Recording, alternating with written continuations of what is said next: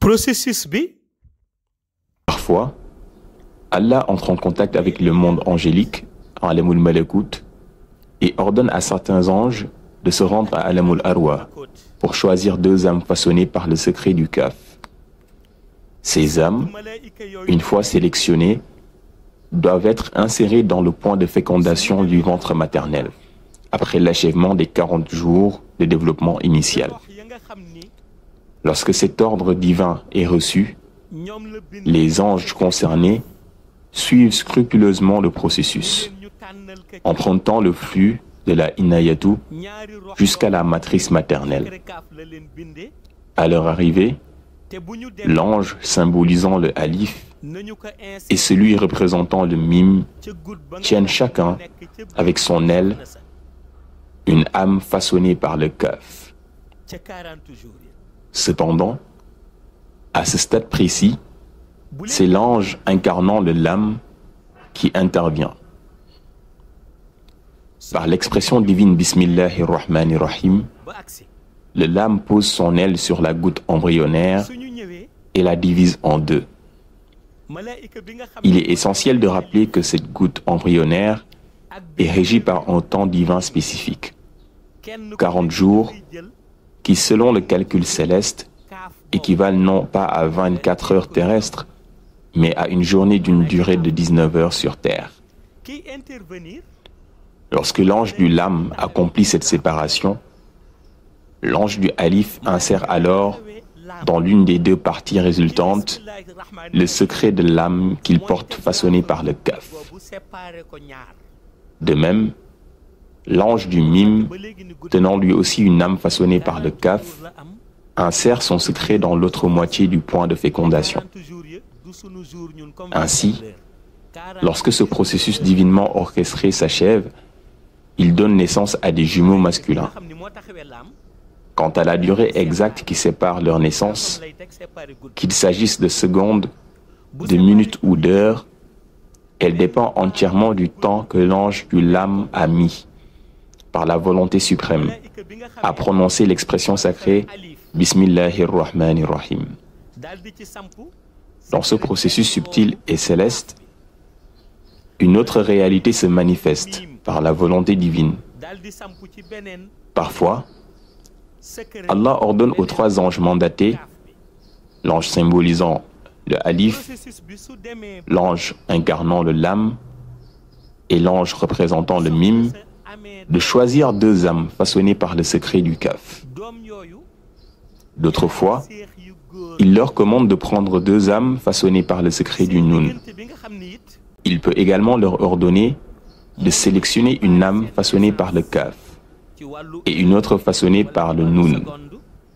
Cependant, au moment même où ces anges s'apprêtent à exécuter cet ordre initial, un second ordre divin leur est communiqué, leur imposant une réorganisation particulière dans leur mission.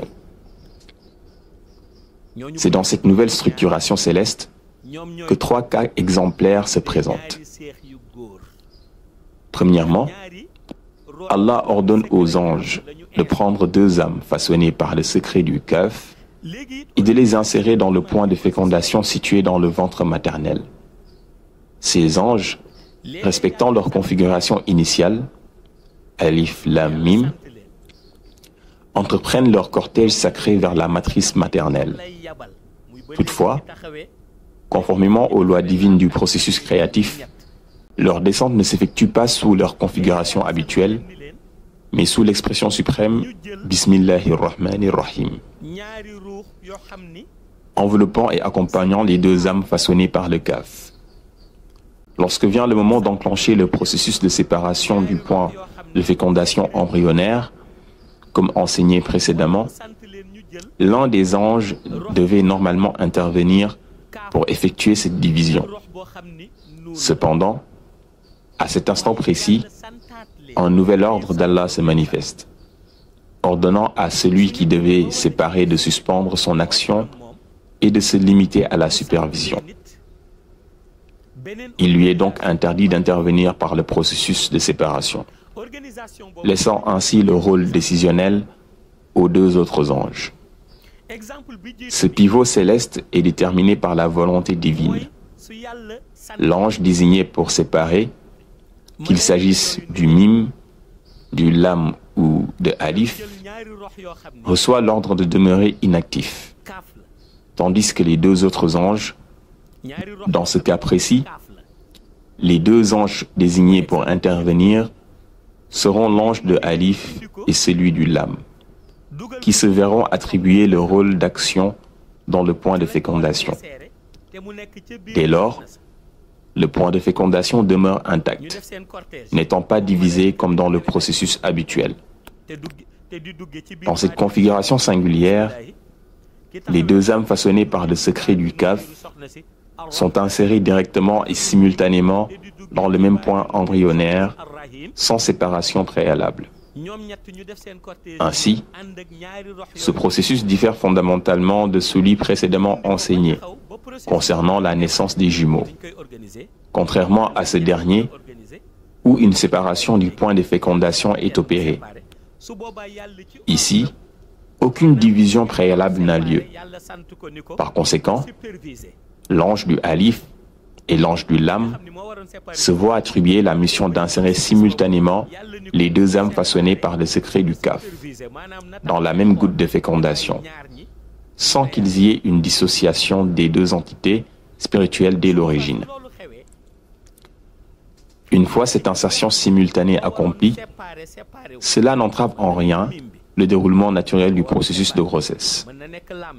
Toutefois, ce mode opératoire entraîne un effet secondaire qu'il convient de noter avec attention. Il est impératif de préciser que cette explication relève du processus divin et non d'une interprétation scientifique. Cet effet secondaire se manifeste lors de l'accouchement de la femme concernée.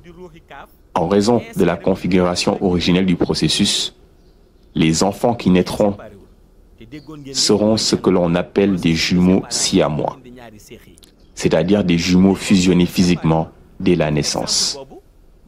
Pourquoi cette fusion?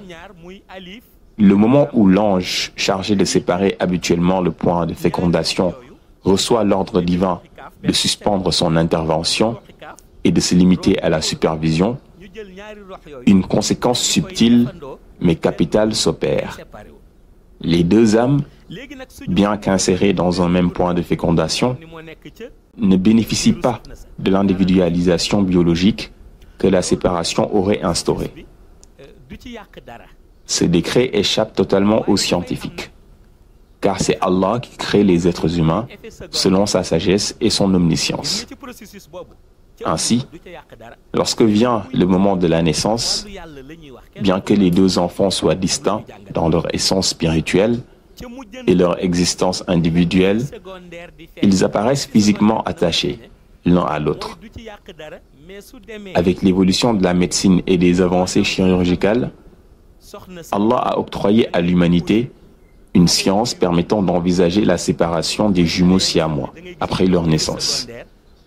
Cette capacité médicale, bien qu'issue d'une connaissance humaine, demeure néanmoins un savoir accordé par Allah dans le cadre du perfectionnement de la compréhension des mystères de la création. Cependant, cette intervention médicale demeure incertaine, car son issue repose toujours sur la volonté divine. Ainsi, lorsque les médecins procèdent à la séparation chirurgicale des jumeaux conjoints, plusieurs cas de figure peuvent se présenter. 1.